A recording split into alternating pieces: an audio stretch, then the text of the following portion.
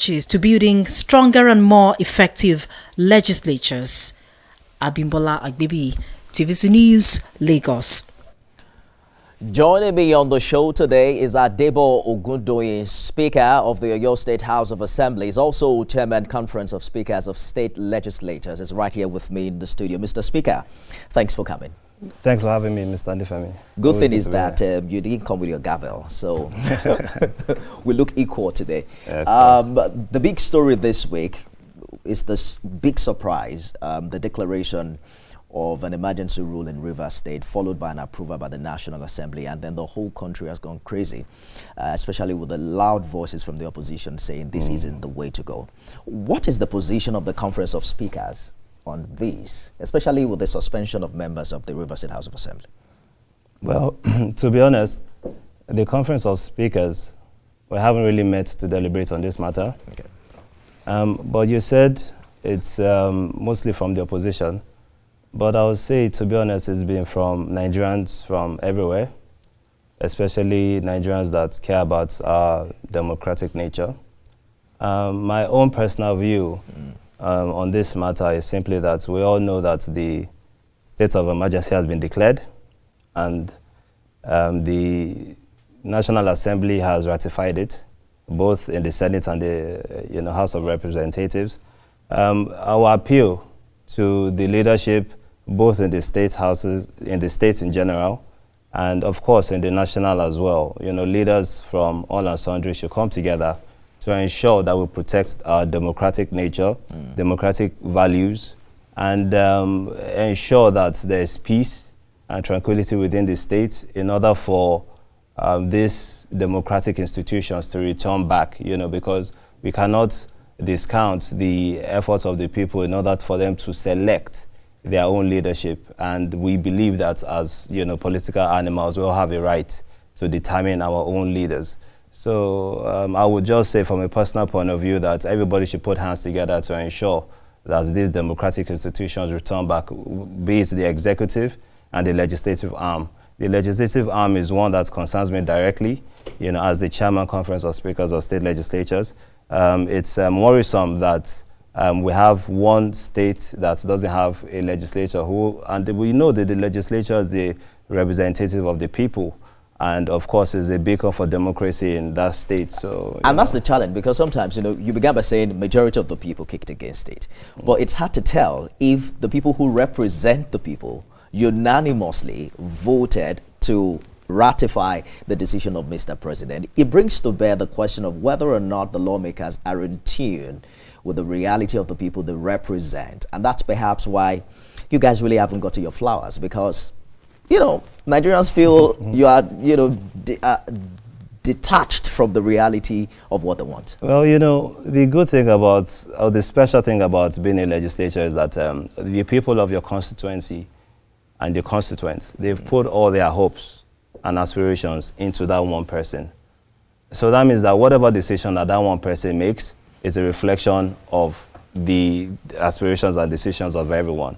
It's very important for us as legislators to always ensure that we understand and we feel the pain and we know the aspirations of our people in order for us to be proper legislators. It's sad, that sometimes there's a disconnect, but we are putting mechanisms in place, especially in the subnational, to ensure that the disconnect and the gap between the legislature and the constituents, we reduce that gap as much as possible. And these are what the international best practices also. Personally, what do you think? Does the president have the right to suspend the governor and members of the House? To be honest, I'm not an expert in this field. I'm not going to say something based on emotions. Because of the position I hold, I have to talk responsibly, and I would allow the experts to delve into this. But what I would say on this matter is to appeal to both the state actors and the federal actors to ensure that mechanisms are put in place in order for peace resolutions on this matter, so that we can go back to the democratically elected. The issue of independence of state assemblies have come to the fore with the recent incident in Lagos, where the House had to reverse itself as a result of what many consider political interference. What do you think is the problem? To be honest, what I think about the Lagos State House of Assembly, and it happens in other state houses of assembly, is that the legislature at this point in time, you would say from 99 to date, it's not, that's almost 26 years, we're practicing uninterrupted. I believe that, even a 26 years old human being, either a male or a female, it should be old enough to make his own decisions on his own. What we advocate for is less interference from external source, be it political source, be it environmental, be it, we need to have a sane environment where it's quiet for us to make informed decisions that would benefit not just ourselves, because we also have to remember that the reasons why we're in the positions that we are in now is to represent some people. So these people we represent have to be in the center of whatever decisions we make. It sounds good, Mr. Speaker, when you say less intervention, but how do you achieve that? Because a big challenge has been the issue of being rubber stamps to the executive. We hardly see a lot of check and balances until the House falls out with the governor. So there seems to be a nexus between how you and your colleagues emerge politically, your loyalty to the executive, which many call a rubber stamp. And I'm wondering, realistically, how do you navigate your independence through these realities? To be honest, it's very difficult. I'll be honest with you, Nifem. It's something that we all know that is a persistent issue. In my own case, for example, now I'm lucky that we actually have a very responsible executive and a very responsible governor in Engineer Seyi Makinde, the governor of Oyo State. He's done so tremendously well in carrying, all arms of government together. And the same thing I try to emulate also, to carry the judiciary and the executive along together. In order for you to prove that you're not rubber stamp doesn't mean that you must be at constant loggerheads or conflicts with the executive. The role of the different arms of government is such that they are to work together in order to bring dividend of democracy to the best of its abilities to the people. So with the idea of we must have conflicts before we prove that we are not rubber stamped, that's a cake. But at the same time, it shouldn't be a situation whereby the legislative fold their arms while the executive, take the people for a ride. So it's a double-edged sword if you think about it. At the same time, you hope that you have a responsible judiciary and an executive, and you as a legislative are in the middle to ensure there's check and balance. But at the same time, in a situation whereby that doesn't happen, and then the terms and conditions in which most of us legislators come into could be as of an influence of the executive arm, and of a bearing influence also of the executive arm, even in the dealings of the legislature. So the solution, the answer to your question, Ifeami, is that the best way that we can go about this in order for the independence of the legislature and to strengthen that institution is the financial autonomy for the legislature. And then you will need the constitutional review process. That has which been again done. is okay. So what is the next step? The next step is implementation of this provision within the institution. Now it's a constitutional matter. Section 121, subsection 3 already guarantees financial autonomy for state houses of assembly. So what we're looking to do now is how to actually implement it in a safe way. Because we also have to remember that in the implementation of the financial autonomy, what has to be in the center of our own decisions, of our will to have the financial autonomy, has to be people-centered. What's the point of having financial autonomy when it's for personal aggrandizement? You have to think beyond personal interest to think about how financial autonomy can actually impact the general population of which we represent. Indeed. And that's important. So you're fresh from a 2-day workshop focused on harmonizing standing orders for state legislatures. How is this harmonization really critical, especially in light of the recent issues we've had in Rivers and Lagos? So what we're trying to do with the harmonization of the standing orders is that in the Southwest, for example, now we have an harmonized standing order. So what we're trying to do also is that we want to make it a federal situation whereby all state houses of assembly have an harmonized standing order. This will bring about an orderly conduct of the plenary, will bring about proper ways to select the leadership of the House, be it the presiding officer or the principal officers.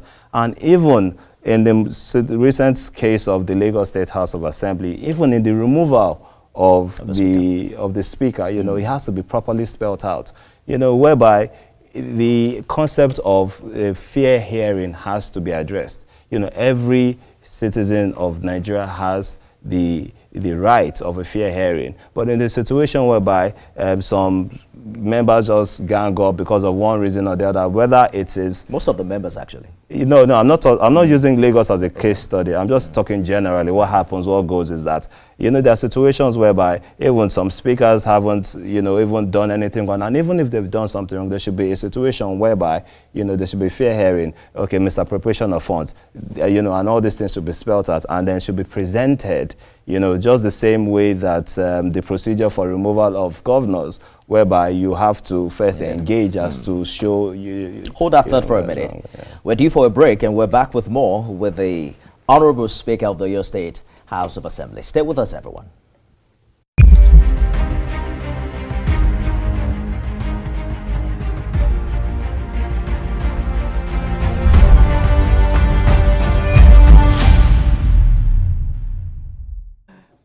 Thanks for staying. One Right Honorable Adebo Ogundoyi is here. He's Speaker of the Oyo State House of Assembly and Chairman Conference of Speakers of State Legislatures. Thank you for staying the course in the program. Thank you. All right. So sometimes I wonder whether the problem is with the House rules or the implementation of it. Because look at what happened recently at the National Assembly. I spoke with some expert yesterday who mentioned that the House rule requires that there's actual voting. And that the voting procedure is published in at least 2 national dailies. What we saw was a voice vote. So now you want standing orders. But Nigerians are saying, even at the National Assembly where these orders exist, we don't really see them implemented. I would say that the president, right, has a lot of work to do. Uneasy is the head that wears the crown, is the #1 custodian of our democratic principles and our democratic beliefs. In a situation whereby whether the national or the state houses of assembly or even the judiciary, we believe that the leader of all of the democratic practices or the political class has to step in to ensure that we protect these institutions. So it is really a national issue, us we're subnational. I can air my own personal opinion on this. And it's also down to the people, of concerns to also take this case up. But generally, I would say that as I'm sure the Speaker knows exactly what he's doing. I'm sure the Senate President also knows what he's doing. And, even though they still have protective and advisories in the clerks of the houses of of National Assembly. I'm sure they are advised, and if they erred, maybe they have to check within themselves, and if they are correct, then it's been done. But some critics argue that if you harmonize the standing orders, it might stifle the unique needs of individual states. How do you respond to that? The thing about this harmonized standing order is that there's room for some alterations and amendments, Like in the Southwest, for example, we make sure that on Wednesdays, we use our dialects. We speak Yoruba. We call it the Yoruba Pombele sessions. And in other states as well. It's a regional thing. Right? Yeah, it's a regional thing. But other regions also have also bought into the idea as well. So, there are some things that we pick. There are some things that, we do. But most importantly is to ensure that we have international best practices and even local best practices and national best practices spread amongst all the 36 state houses of assembly. And that is the goal. Because you see what happens is that there's disparity in terms of the debate that some plenaries have. You have to have the standing order to guide so that you can have a well and meaningful debate within the House of Assembly in order for you to get a consensus out of that. Some state houses of assembly do it in a different ways, and while some others do it in a good way. So when we compare notes, and then we all decide by ourselves that, okay, this is the best ways, with some other development partners that have also helped us to determine, the best ways to get the consensus out of, debate, and then we'll move forward, with whatever we decide to do. The issue of special seats for women in legislative houses. How many women do you have in the Oyo Assembly? Well, I'm happy to announce that it's 100% increment from the last assembly. The last assembly we had one, and then now we have two. So I mean, if we keep on increasing by 100%, I guess before you know it, we'll have our women in the house. That is still out of how many seats? Out of 32, actually. Oh my! So I mean, I'm wondering what percentage is that? Mathematicians in the house. I don't know if the percentages for that, but the truth is that we actually support this. Yeah. What's your position on the special seats for women? Okay, on the National Assembly, from the last engagement we have with the National Assembly, what they're proposing is that there should be one seat at the Federal House of Representatives per state, meaning that aside from the already allocated seats that are being contested for, there'll be an extra seat whereby each political party fields a woman for that special seat. So we will support this. We've had the deliberation even just earlier today on this topic, and the Conference of Speakers are ready to back this up as long as the National Assembly will transmit to us, because, you know, the process of the constitutional alteration we have to receive these documents from the National Assembly before we act on it on the basis of 2/3 approval to the bill. The only downsides to this that I foresee that might happen, and we have to guard against this, is that we already have a tough time bringing women into the normal allocated seats in the House of for House of Assembly or Senate or House of Assembly. I don't want a situation whereby you know, the feelings in the states will be like, well, you already have your special seat, and then you are limited to that, and then they just push all women to contest for that special seat. That is not the point. I've heard people also say that special seats for women might seem as tokenism, and the fact that it might not really address the problem, that perhaps we should identify what the root causes are. Why aren't women winning primary elections, for instance? Are women getting as much education as men? What is limiting their chances? They're saying that the special seat is on the surface, that we really need to identify what the root causes are and give women equal chances. Well, see, this topic is really broad, and the question you have is multidimensional, but I'll start with the downsides to it. You spoke about tokenism. Well, some people might think about that, but at least I would argue that it's better for us to start something than not. You know, because by the time you have 36 women in the Federal House of Representatives, I believe there are about probably 16 women now. So that is almost more than double the amount. At least if we have that, maybe people will have more confidence in women in political space. Another issue that I believe that it hinders the participation of women also, we also have to remember that politics is very capital intensive. You know, the same way men get bullied, women get bullied in that field. If you ask the women that have emerged, you know, in these positions, they will tell you that politics is very capital intensive. And you have to understand that in our own economic environment, you know, men hold most of the resources. And even on the other aspects, what we can work on is how, you know, men or women can come together to support each other, you know, the same way men do it. So, and even men to support women who have the capacity and have the interest. Because, you know, the thing about the interest is that you can force a horse to the river, but you can't force the horse to drink the water. We have to go now, but let's talk about you. You have been Speaker twice now. Yes, at the Oyo State House of Assembly. You became Speaker in your first time in the House? My second time. I came in through a by-election in 2018. Okay, yeah, when the Speaker died. So this is my third time, yes, then the previous Speaker. And you are perhaps the youngest Speaker in Nigeria. Well, I was the youngest when I came in. Oh, you were? Where you came in? But you are growing the old young now. shall grow. But by the way, you still hold the position of the youngest Speaker, chairman of Conference of Speakers of State Legislature. Yes, so what's next? Are you going to run for governor of your state? Well, that is not even on my horizon, to be honest. And that's what they say, right? I haven't heard age is on your side. Well, it's not, because the thing about, you know, politics is that a lot of people get lost in looking ahead, you know, and they forget about their present assignments, which is what they should be focused on, you know, and then that also deprives the people that you represent quality representation, because you're not focused on them anymore, and you're focused so much on the future. So I leave the future to God, but what I have power over is my actions of today, and my actions of today is focused on my people that I represent. Two-time Speaker, and you're not even 40 yet. I'm glad that you're speaking to the media. Hopefully, we're going to have this exclusive again. Whenever you come in, because we have some speakers who don't speak. Well, so the speaker must speak. Must speak. Adebo Godoy, Speaker of Oyo State House of Assembly, Chairman Conference of Speakers of State Legislators. Thank you so much for coming. Thank you for having me, Nifemi. That was a pleasure. That's our show today, everyone. You can watch it again at midnight and at 6 a.m.